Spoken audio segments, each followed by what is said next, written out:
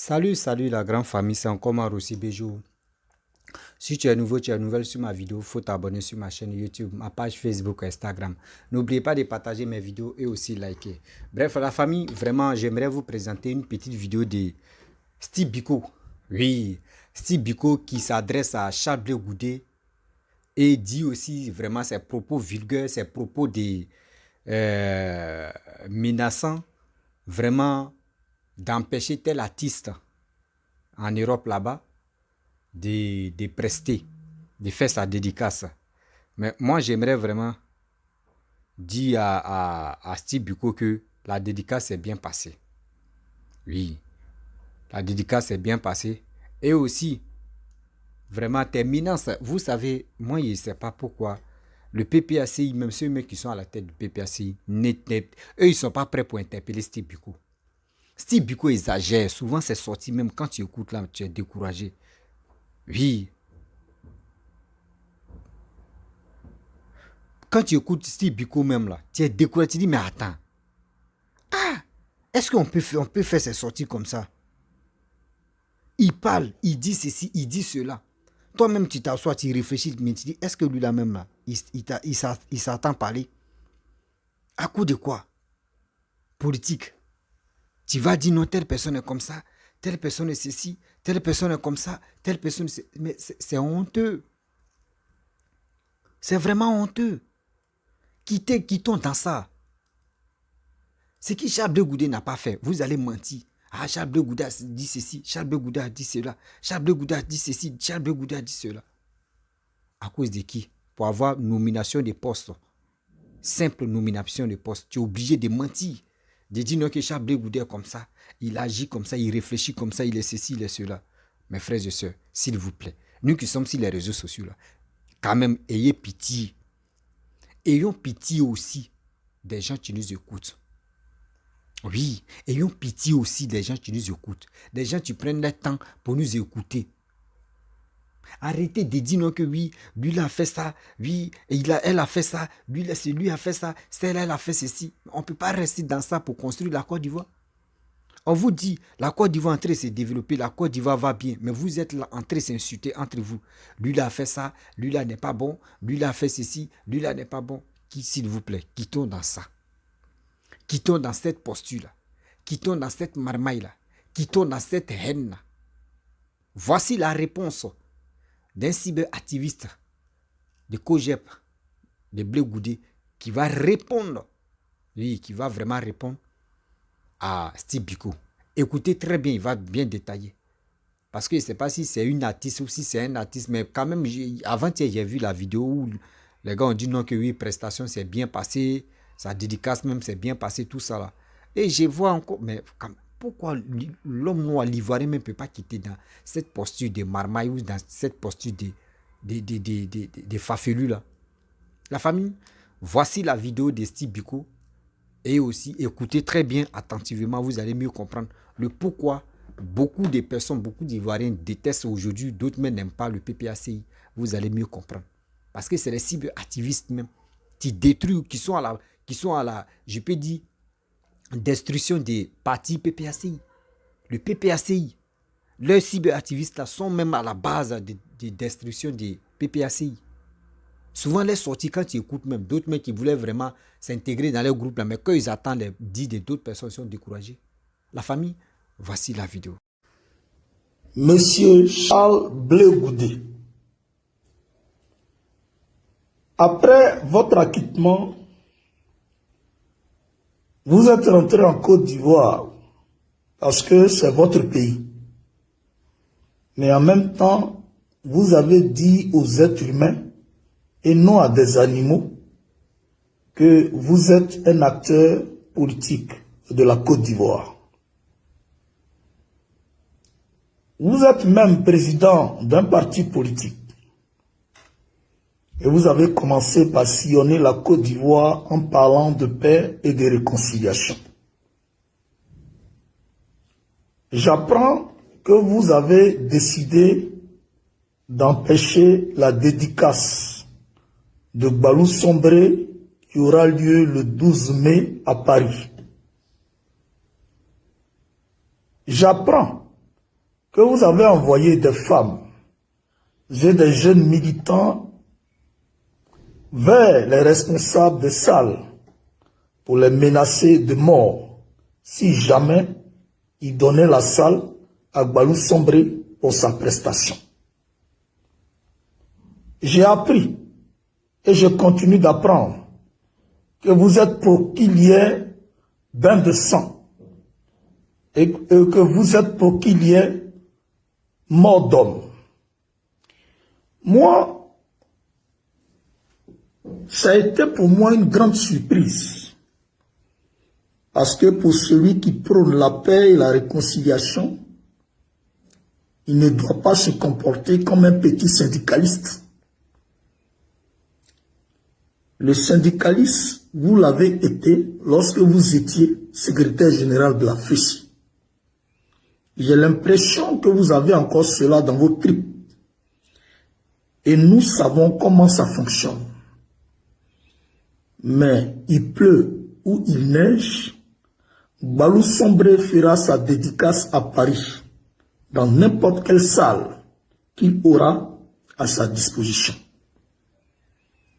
Monsieur Charles Blé Goudé, je vous tiens informé que si jamais il arrive quelque chose de grave, le premier responsable, c'est vous. Si jamais il arrive quelque chose de grave à Céline Boli, le premier responsable, c'est vous. Si jamais il arrive quelque chose de grave à Gbalou Sombré, le premier responsable, c'est vous.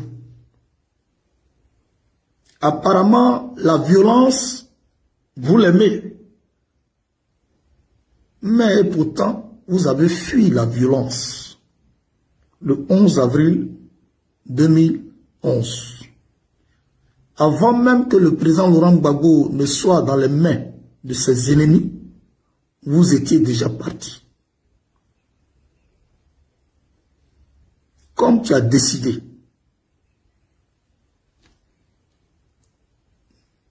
de lever la tête pour avoir un comportement sauvage, je crois que tu auras ta réponse si jamais tu t'aventures sur ce terrain. Que Dieu bénisse le président Laurent Gbagbo, que Dieu bénisse la Côte d'Ivoire, je vous remercie. Mais il était important ce soir de revenir vers vous. Il était important de vous parler. De vous parler pourquoi? Parce que dernièrement, j'ai reçu une vidéo. Une vidéo, en tout cas un message d'un monsieur se faisant appeler Steve Beko et qui présentement vit en Mauritanie. Dans son message, il a parlé de, comment dire ça, il a parlé d'un artiste, un certain Gbalou Sombré. Bon, moi je ne le connais pas, je ne sais pas si d'autres personnes le connaissent. Voilà, il est inconnu pour moi. J'ai essayé de tourner un peu autour de moi, de demander qui est Gbalou Sombré. Personne ne le connaît. Pour les personnes que je connais, en tout cas, personne ne le connaît. Voilà, et donc, c'est un de mes amis qui m'a juste dit que c'est un chansonnier BT. Voilà, que c'est un chansonnier BT. Et qui m'a rappelé un fait assez important. Il m'a dit que c'était ce monsieur-là qui avait fait un vocal WhatsApp sur le président Charles Blé Goudé et qui avait été partagé dans tous les inbox. Voilà. Et donc, qui traitait un peu le président Charles Blé Goudé de tous les noms, de tous les noms d'oiseaux. Et donc, ce monsieur-là, à ce qu'il paraît, il a une dédicace à faire à Paris. Et le Steve Beko en question, dans son message, dit que le président Charles Blé Goudé aurait envoyé des personnes pour menacer les responsables de salles à Paris. Voilà, pour les menacer de mort. Menacer des personnes, les responsables de salles à Paris de mort. Si éventuellement ces personnes-là louent leur salle à Gbalou Sombré pour sa prestation. il a évoqué, il a utilisé des expressions comme bain de sang et mort d'homme. Bon. Au début, j'ai écouté la vidéo et puis je me suis dit, bon, on est un peu habitué. C'est toujours la même rhétorique, c'est toujours la même rengaine. Donc on est un peu habitué. Parce que à Paris, en France, personne ne peut aller menacer un responsable de salle de mort et celui-là n'ira pas porter plainte à la police. C'est impossible. Personne ne prendra celui de menacer quelqu'un de mort.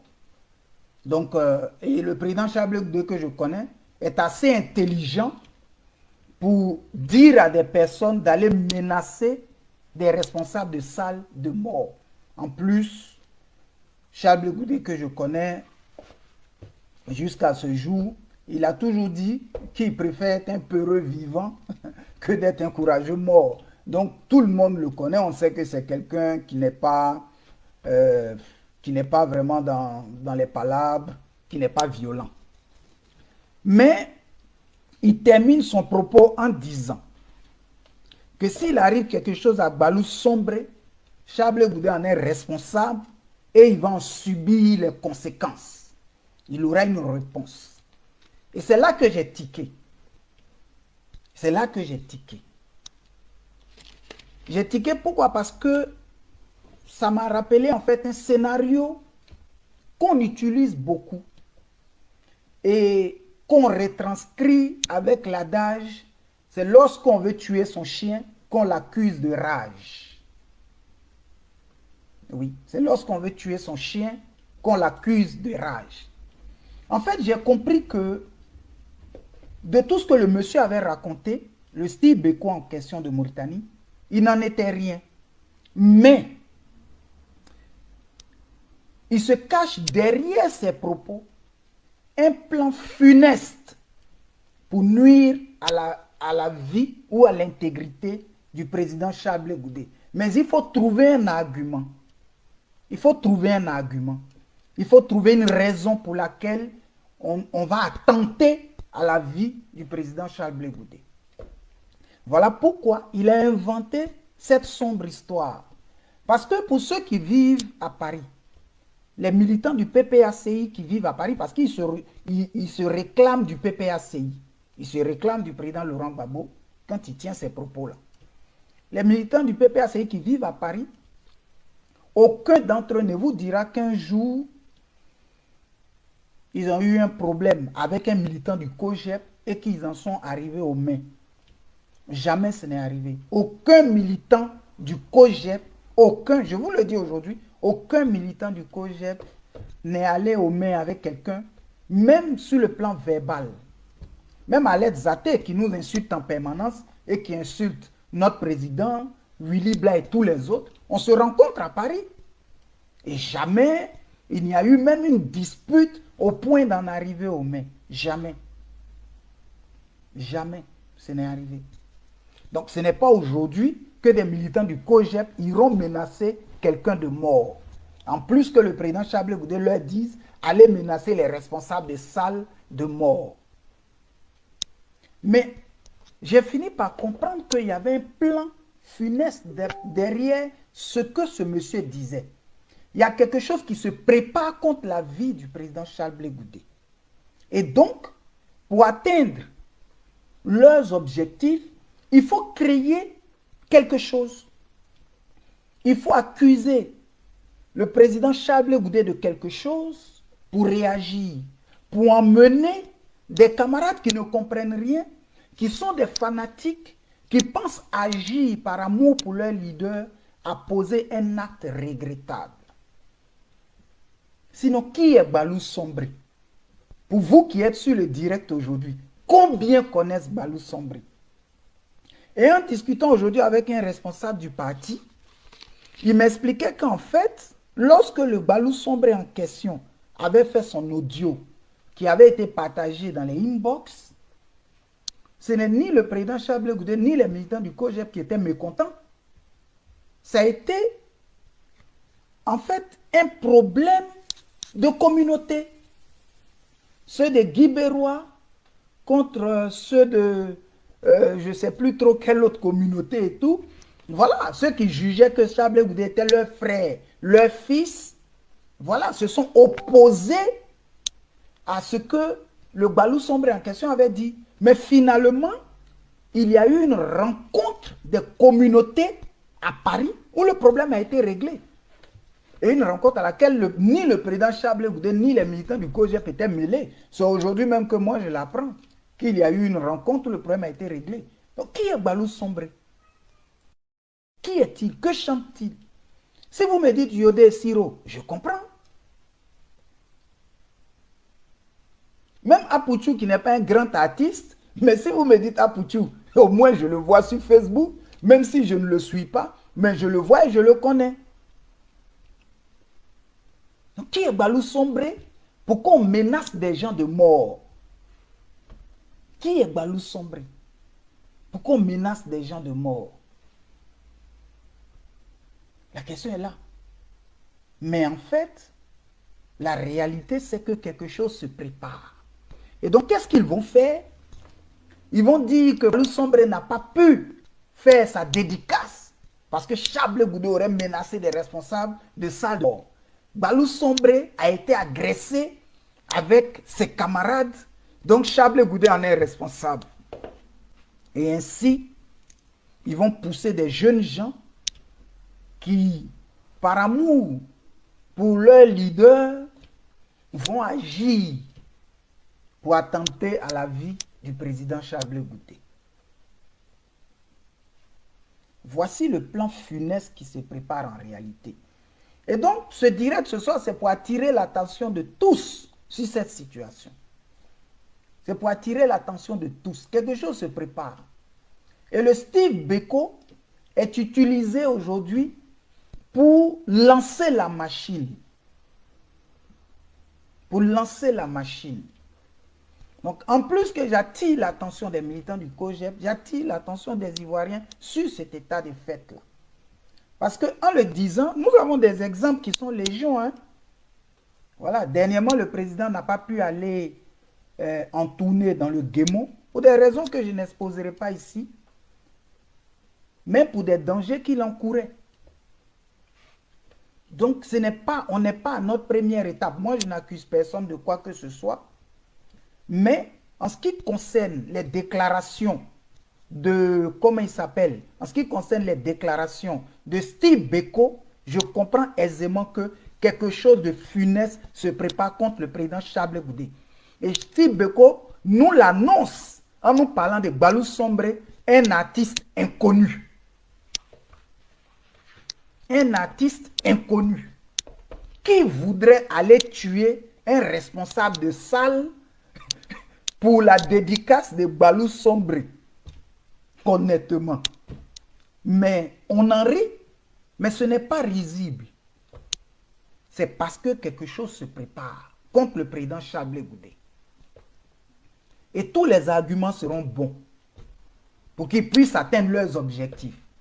En racontant que oui, il a interdit à Balou Sombré de faire sa dédicace. Il a attaqué Balou Sombré et ses camarades.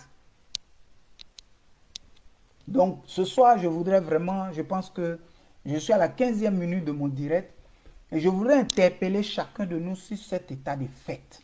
Je voudrais véritablement que nous restions concentrés, que nous fassions attention à tout ce qui va se passer.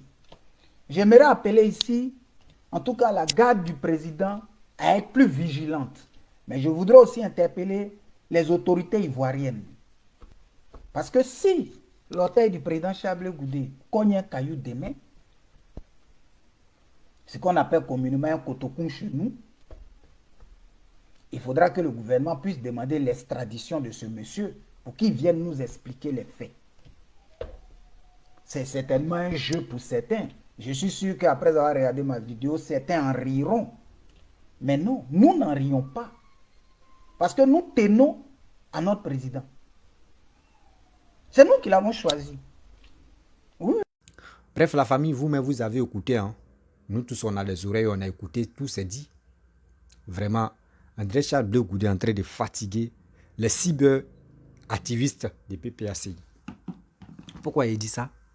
Parce que tantôt, quand tu écoutes les propos, vraiment que des propos guerriers, et vraiment des propos, vraiment, quand toi-même tu écoutes, même, tu dis, est-ce que la personne même qui a parlé là, est-ce qu'il a une tête même de raisonner comme ça?